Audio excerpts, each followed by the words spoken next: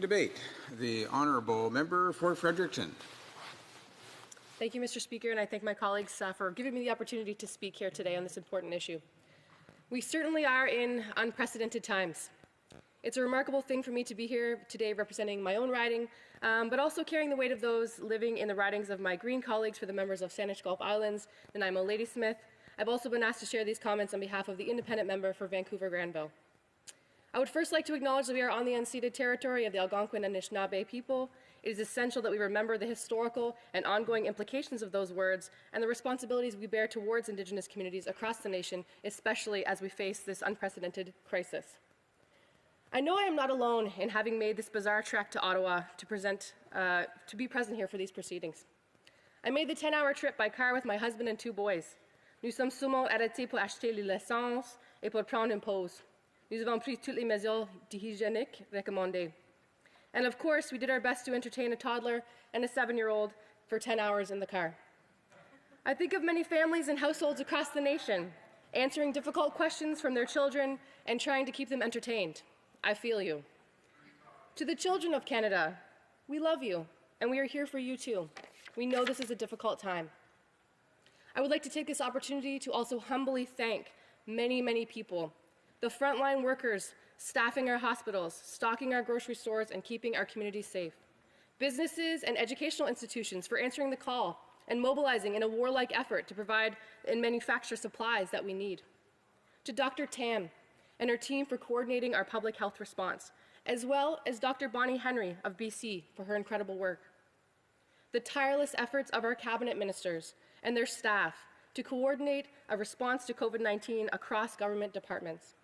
And my colleagues here in this House and those practicing social distancing at home for proving that in the face of a national crisis, we can and will work together for the people of this country. We gather in these extraordinary times to pass extraordinary legislation. It will allow the federal government to reach out and help Canadians directly with their personal finances. It will allow help to reach the self-employed, small and medium-sized businesses, and large corporations. I'm very relieved that a compromise was found that allows us to pass this legislation today, albeit a bit later than we had hoped. It is a fundamental principle of Westminster parliamentary democracy that Parliament controls the public purse. We cannot, even in a public health emergency, convey unprecedented powers without any oversight and without any criteria limiting those powers to any government, no matter how well-intentioned. This is a defining moment for our country. I am prouder than ever before to be Canadian and see the expedited response to this crisis. I am also so proud to be from New Brunswick. I commend Premier Higgs and Chief Medical Officer Jennifer Russell for declaring a state of emergency. For decision makers in neighboring Atlantic provinces, Nova Scotia, PEI, Newfoundland, I commend you for making the difficult decision to close your provincial borders to further protect citizens. Thank you for your leadership. We have seen more than a week now of social distancing, of closures and restrictions. Now is the time for all Canadians to comply, to do our part to get us through this together. Effective suppression would mean fewer cases of coronavirus, a fighting chance for our healthcare system and the humans who run it, a reduction in the number of total fatalities, a reduction in collateral damage, and gives us the time for infected, isolated, and quarantined healthcare workers to get better and return to work. Alors que la réponse du Canada jusqu'au présent a été rapide, il y a inévitablement les leçons que nous pouvons déjà tirer afin de s'assurer que nous sommes mieux préparés pour réagir à des catastrophes de la sortie de l'avenir. I am here to work collaboratively with my colleagues in government, but I must also point out the ways we need to improve so that we can get this right for Canadians. I'm sure we are all in the same boat when it comes to the level of correspondence with constituents over the past few weeks. We've been hearing a lot of concern. One thing the situation has made clear are the inequalities within our society. COVID-19 has amplified the challenges people are already facing. I think of les Canadiens et Canadiennes qui vivent dans la pauvreté, et particulièrement ceux et celles qui sont sans abri. Working Canadians who have been laid off or are facing reduced work hours, particularly at a time when they feel financially insecure. Older Canadians living on a fixed income who are worried about their pensions and investments. Indigenous peoples and the heightened challenges faced by their communities. Les Canadiens et Canadiennes qui habitent en région rurale, qui n'ont pas accès facilement à des services de soins de santé. Permanent residents and other newcomers worrying about family abroad or trying to get home amidst travel cancellations. I think about our charities and not-for-profit organizations who are losing their donor base right now and really need our support. We must also stay vigilant against those who want to profit from this crisis, and they are out there. We are facing this giant together, but from very different vantage points. Almost 1 million people have applied for employment insurance. So far, I have to say, our Green Party has been proposing a guaranteed livable income for Canadians for years. If we had a GLI in place now, we would easily be able to ramp up payments to people facing layoffs and reduce hours without clogging the phone lines of Service Canada and scaring people who are afraid of their unique situations, leaving them without support. The government measures announced are now taking time to roll out because we lack the infrastructure to quickly disseminate direct payments to Canadians. We need to have a closer look at this. It is also clear to me that if we had already made much-needed improvements to our healthcare system, things that have been advocated by professionals, like improved infrastructure, preventative healthcare, pharmacare, we would be much better situated to address the needs of Canadians in this COVID-19 crisis. Best estimates of what lies ahead vary widely, but we can all agree that the more we are able to maintain social distancing among those who are asymptomatic and maintain isolation for those who have symptoms, the greater our chances are of getting through COVID-19 without overwhelming the system. The extent to which individual Canadians and businesses can follow the advice provided depends on the extent of their financial ability to do so. People have to be in a financially secure position in order to take the public health advice. When we talk about the economic impacts, it seems we have left some things out, and we have discussed a few of them here today. Renters, both residential and commercial, need measures to protect them from landlords that are not passing along the goodwill of the banks or who don't have the goodwill of their bank. New Brunswick and a few other provinces have made it illegal to evict tenants for non-payment of rent. These measures are good, but need to be standardized across the country. Nous devons faire beaucoup mieux pour les petites et moyennes entreprises, celles qui font rouler notre économique.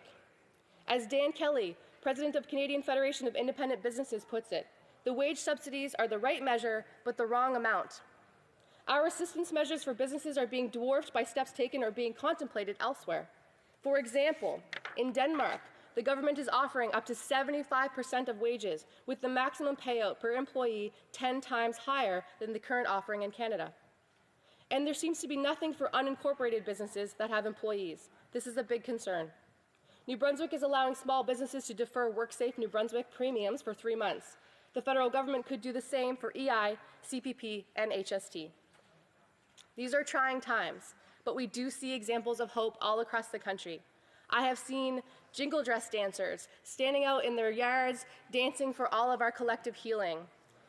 I know that we have seen churches, synagogues, mosques, and other places of worship adapting to a new reality and being steadfast in their support of spirituality and faith, which we need now more than ever. These are emotional times for citizens as well, and we also must consider their mental health. Get outside if you can, but maintain your social distancing. Go for the online museum tours, look at the zoo tours that are happening. I'm seeing people making badminton nets out of tape, hide the potato, baking les tortillas portugaises en québécois. So we're finding really creative examples to deal with this. Keep it up, call your neighbors, check in, FaceTime with your grandparents. We all have a responsibility here. Stay connected. Isolation can be a really difficult thing for each of us to face. We are setting an example with so many of us operating from home as well, and we can continue to play a leadership role here by exploring digital options for the work that we do here in the House.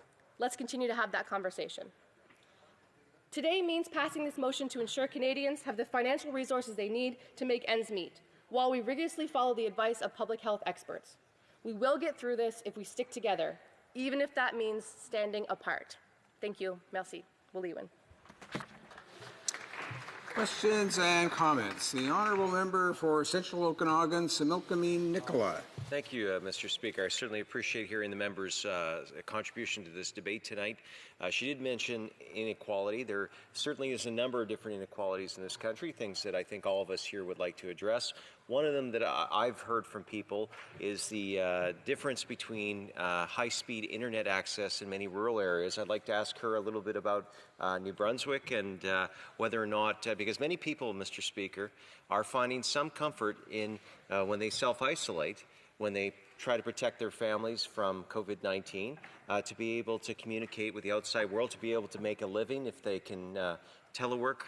So I'd like to ask her for her thoughts on that, because I know in my province of British Columbia, particularly when you get into certain parts of my area, Logan Lake, for example, Princeton is another, Karamias, this is a big challenge. The honourable member for Fredericton. Thank you, Mr. Speaker, and I thank my colleague for his question.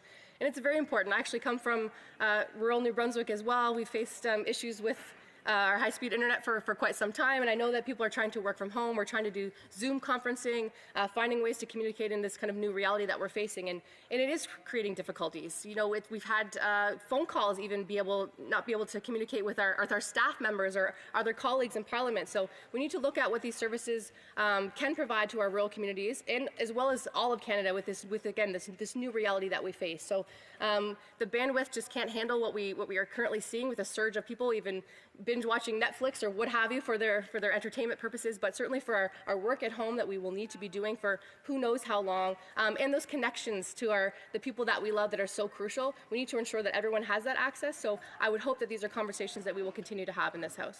Thank you very much. Questions and comments? The honourable member for Kingston and the Islands. Thank you very much, Mr. Speaker, and I thank the member from Fredericton for her intervention today. And in particular, I want to congratulate her on her 10-hour car ride with 2 young children in the car, being with a family with 3 children in it. I know how trying that can be, and congratulations on that to her through you. You know, on the topic of children, Mr. Speaker, I think that quite often in this discussion about what's going on with this crisis, we're neglecting to focus on what children might be going through. And I'm curious, as a leader, as a parliamentarian and as a leader in her community, what her message is to children and what her message is to parents that are having to deal with children that might be experiencing more anxiety now as a result of all of this. Member for Fredericton. Thank you, Mr. Speaker, and I thank my honourable colleague for his comments and questions today.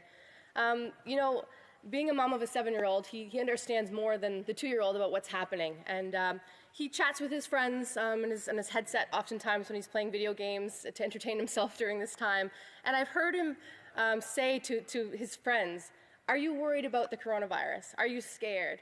And I wait to hear what the response is and how he might handle that question. And I hear him reassuring, you know, his friends, saying, you know, it's okay, we're going to get through this, there's people trying to help. And so that will be my message, is that even the kids know how hard everyone is working, you know, towards this common goal of fighting COVID-19 as a nation. And that's what it's going to take to really get us over that peak, is that staying together, understanding how important it is to heed the warnings of public health, and ensuring that we do stay connected. So I think my other message would be, let's change the narrative a bit about the social distancing, and let's really focus on the physical distancing with social connection, because that is so crucial right now. We really need to protect that. Thank you very much. Questions and comments? Honourable member for Burnaby South. Thank you very much, Mr. Speaker. I just want to acknowledge the incredible speech given by the member from Fredericton, touching on the trials of a family coming from 10 hours away to the hope that we have in the coming together while maybe physically standing apart. I think that was a beautiful analogy. In our coming together, once we get past the first stage, the impacts of COVID-19 directly on health, there'll be a second phase where we look at stimulus to get people back to work and to get people to ensure they have good jobs. In that stimulus, I want to hear from the member your thoughts on, through you, Mr. Speaker, thoughts on how we can ensure that the help goes to workers and doesn't end up being a blank check to corporations without ensuring that there's guarantees or strings attached that assure people and workers that they're going to have the jobs. Honourable member for Fredericton. Thank you, Mr. Speaker, and I thank my honourable colleague and the leader of the New Democrats.